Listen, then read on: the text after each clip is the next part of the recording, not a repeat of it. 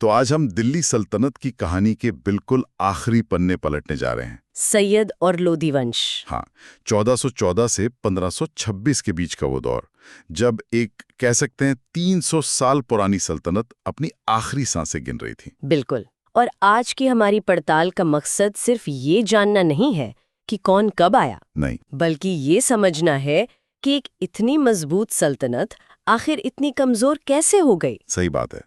क्या ये सिर्फ आखिरी सुल्तान की गलतियां थी, या ये पतन कई दशकों से मतलब धीरे धीरे चल रहा था? यही तो सबसे दिलचस्प सवाल है। तो चलिए एक छोटा सा रिकैप करते हैं। दिल्ली सल्तनत में कुल 5 राजवंश थे। गुलाम वंश, फिर खिलजी, खिलजी, जिन्होंने सबसे कम सिर्फ 30 साल राज किया।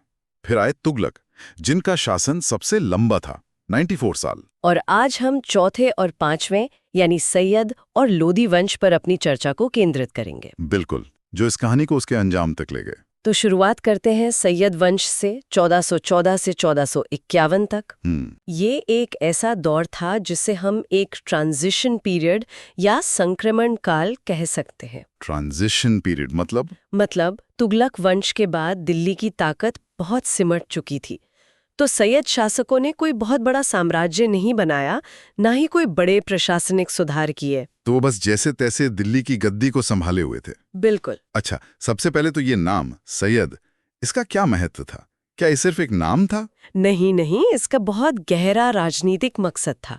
हमारे जो स्रोत हैं वो बताते हैं कि वे खुद को पैगंबर मोहम्मद साहब का वंशज मानते थे। अच्छा। देखिए, तैमूर के हमले के बाद दिल्ली में जो एक राजनीतिक खालीपन आ गया था, उसे भरने के लिए उन्हें अपनी लेजिटिमेसी मतलब शासन करने की वैधता साबित करनी थी। तो खुद को पैगंबर का वंशज बताकर वो लोगों और अमीरों की नजर में इज्जत और अधिकार हासिल करना चाहते थे। बिल्कुल सही। ये भी दिलचस्प है कि इस पूरे वंश के बारे में हमारी ज्यादातर जानकारी का स्रोत एक ही किताब है। हाँ, तारीख़ मुबारक शाही, जिसे याहिया बिन अहमद सरहिंदी ने लिखा था।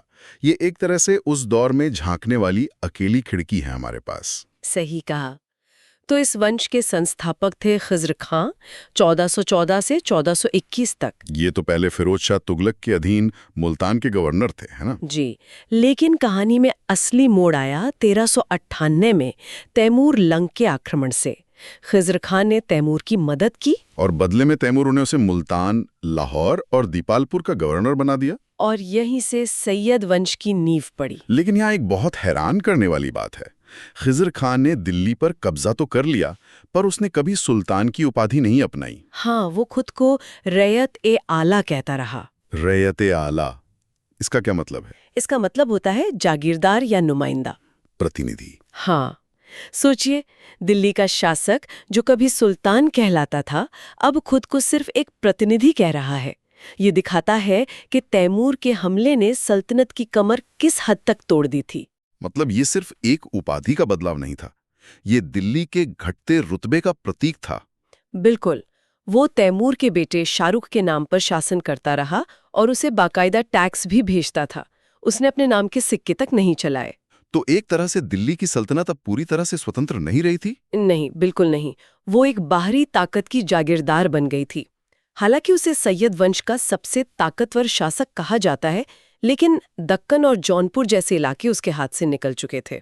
और 1421 में उसकी मौत के बाद उसका बेटा मुबारक शाह गद्दी पर बैठा। और मुबारक शाह, जो 1421 से 1434 तक रहा, वो अपने पिता से बिल्कुल अलग निकला। कैसे? उसने आते ही दिल्ली के खोए हुए सम्मान को वापस पाने की कोशिश की। उसने रैयत-ए-आला की उपाधि फेंक दी और सुल्तान की उपाधि धारण की। अच्छा, तो उसने खुद को एक स्वतंत्र शासक घोषित कर दिया? हाँ, और उसने वो 2 सबसे जरूरी काम किए जो एक स्वतंत्र शासक करता है। अपने नाम के सिक्के जारी करना और अपने नाम का खुतबा पढ़वाना। खुतबा यानी जुमे की नमाज के समय होने वाला वो भाषण जिसमें शासक का नाम लिया जाता है। बिल्कुल, ये एक तरह का ऐलान था कि अब यहाँ का असली सुल्तान मैं हूँ और हम किसी बाहरी ताकत के अधीन नहीं हैं। उसने यमुना के किनारे 1433 में मुबारकाबाद नाम का एक शहर भी बसाया था। जी, और ये वही सुल्तान था जिसने इतिहासकार याहिया बिन सरहिंदी को संरक्षण दिया, जिसकी किताब आज हमारे लिए इतनी महत्वपूर्ण है। लेकिन उसकी ये कोशिशें ज्यादा कामयाब नहीं हो पाईं।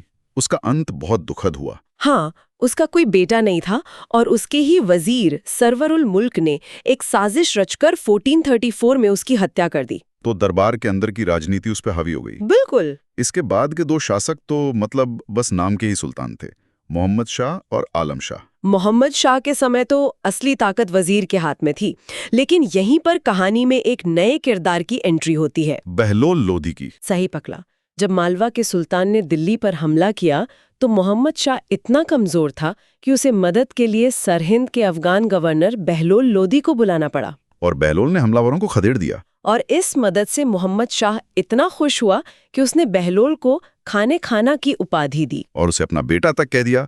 ये तो एक तरह से दिल्ली की राजनीति में लोधियों के उदय का सिग्नल था। बिल्कुल, एक कमजोर सुल्तान एक ताकतवर गवर्नर पर निर्भर हो रहा था। और फिर आया इस वंश का आखिरी सुल्तान आलम शाह, 1445 से 1451 तक। उसे तो दिल्ली से ज्यादा बदायूं में रहना पसंद था। हाँ, इतना उदासीन शासक था कि उसे आराम शाह कहना ज्यादा ठीक रहेगा। उसने तो अपनी राजधानी ही दिल्ली से बदायूं शिफ्ट कर ली। ये तो बहुत ही अजीब बात है। दिल्ली की गद्दी को ऐसे कैसे कोई छोड़ सकता है? मतलब दिल्ली एक तरह से लावारिस हो गई थी। हाँ, दिल्ली में अराजकता फैली हुई थी और सुल्तान बदायूं में आराम कर रहा था। इसी मौके का फायदा उठाकर बहलोल लोधी ने दिल्ली की तरफ कूच किया। और सबसे हैरान करने वाली बात यह है कि 1451 में आलम शाह ने बिना किसी लड़ाई के अपनी मर्जी से, स्वेच्छा से दिल्ली का राजपाट बहलोल लोधी को सौंप दिया और खुद बदायूं में ही रहा, जहां 1476 में उसकी मौत हो गई। एक सल्तनत का इतना शांतिपूर्ण अंत। ये तो यही दिखाता है कि सैयद वंश दिल्ली पर शासन करने की इच्छा शक्ति और ताकत दोनों ही खो चुका था। और यहीं से भारत के पहले अफगान वंश लोधी वंश की कहानी शुरू होती है, 1451 से 1526 तक। इसके संस्थापक बहलोल लोधी का शासन करने का तरीका बड़ा अनोखा था। हाँ, वो अफगान भाईचारे के सिद्धांत में विश्वास रखता था। वो खुद को सुल्तान नहीं बल्कि सरदारों में पहला मानता था। मतलब वो किसी राजा की तरह ऊंचे सिंहासन पर नहीं बैठता था। नहीं, वो अपने अफगान अमीरों के साथ कालीन पर बैठता था। ये तो एक तरह से दोधारी तलवार रही होगी। कैसे? एक तरफ तो उसे अपने सरदारों की पूरी वफादारी मिली होगी, पर दूसरी तरफ क्या इससे केंद्रीय सत्ता थोड़ी कमजोर नहीं हुई? ये बिल्कुल सही विश्लेषण है। उसे वफादारी तो मिली जो सैयद सुल्तानों के पास नहीं थी, लेकिन हाँ, सत्ता का केंद्र उतना मजबूत नहीं था। उसकी सबसे बड़ी उपलब्धि जौनपुर के शर्की सुल्तानों को हराना थी। उसने बहलोली नाम के सिक्के भी चलाए थे जो काफी समय तक, यहाँ तक कि अकबर के दौर तक इस्तेमाल होते रहे। जी, 1489 में उसकी मौत के बाद उसका बेटा सिकंदर लोधी गद्दी पर बैठा, जिसे इस वंश का सबसे महान शासक माना जाता है। सिकंदर लोधी 1489 से 1517 तक। और ये अपने पिता से बहुत अलग था। हाँ, उसका असली नाम निजाम शाह था और एक दिलचस्प बात यह है कि उसकी माँ एक हिंदू सुनार की बेटी थी। अच्छा। शायद इसी वजह से उसे अपनी कट्टरता साबित करने की एक कह सकते हैं मजबूरी महसूस होती थी, ताकि कोई भी अमीर उसकी अफगान पहचान पर सवाल न उठा सके। और ये उसकी नीतियों में साफ झलकता भी है। उसने हिंदुओं के खिलाफ काफी कठोर नीतियां अपनाई। जी, नगरकोट के ज्वालामुखी मंदिर और मथुरा के मंदिरों को तुड़वाया, जजिया कर फिर से लगा दिया। यहाँ तक कि मुहर्रम के जुलूस और महिलाओं के मज़ारों पर जाने पर भी पाबंदी लगा दी। बिल्कुल, लेकिन यहीं पर सिकंदर लोधी एक बहुत जटिल और विरोधाभासी शासक नजर आता है। मतलब एक तरफ वो इतना कट्टर था तो दूसरी तरफ वो एक शानदार प्रशासक भी था। तो एक ही साथ एक सख्त प्रशासक, एक शहर बनाने वाला और एक कवि भी। ये काफी विरोधाभासी है। और यही उसे एक जटिल शासक बनाता है। उसने 1504 में आगरा शहर की स्थापना की और उसे अपनी राजधानी बनाया, जो एक बहुत बड़ा रणनीतिक फैसला था। उसने जमीन नापने के लिए गजे सिकंदरी पैमाना भी शुरू किया था। हाँ, ताकि किसानों से सही लगान लिया जा सके। वो खातों की ऑडिटिंग तक करवाता था। ये सब एक कुशल प्रशासक के गुण हैं। और कला का भी शौकीन था। कहते हैं उसे शहनाई सुनना बहुत पसंद था। और उसने संगीत पर लज्जत-ए सिकंदर शाही नाम की एक किताब भी लिखवाई।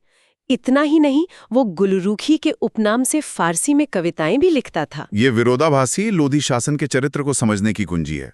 सही कहा।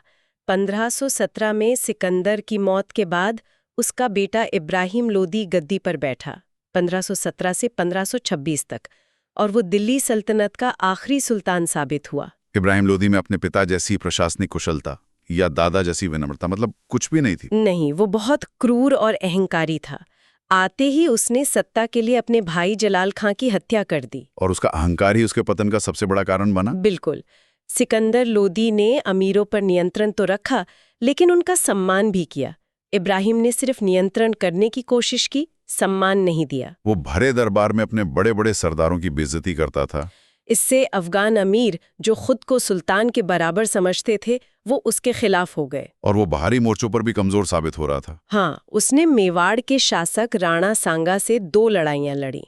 1518 में खतौली का युद्ध और 1519 में धौलपुर का युद्ध। और वो दोनों में हार गया। तो माहौल बिल्कुल तैयार था।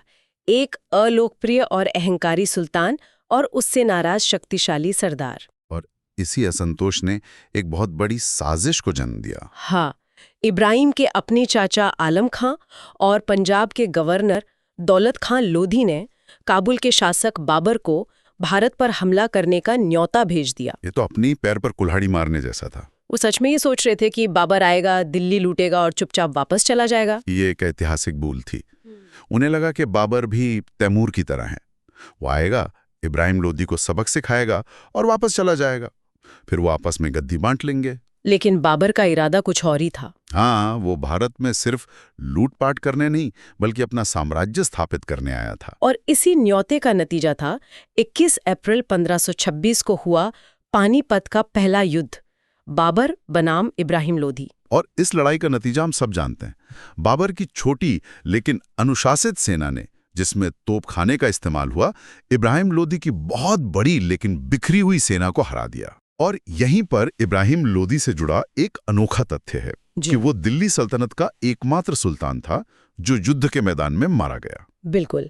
इससे पहले के सुल्तान या तो बीमारी से मरे या किसी दुर्घटना में या उनकी हत्या हुई, लेकिन लड़ते हुए युद्ध भूमि पर मरने वाला वो अकेला था। शायद ये उसके अहंकार का ही नतीजा था कि उसने पीछे हटने के बजाय मरना बेहतर समझा। और इस लड़ाई के साथ ही लोदी वंश और 320 साल पुरानी दिल्ली सल्तनत दोनों का अंत हो गया। और भारत में मुगल साम्राज्य की नींव पड़ी, जिसने अगले 300 सालों के लिए भारतीय इतिहास की दिशा ही बदल दी।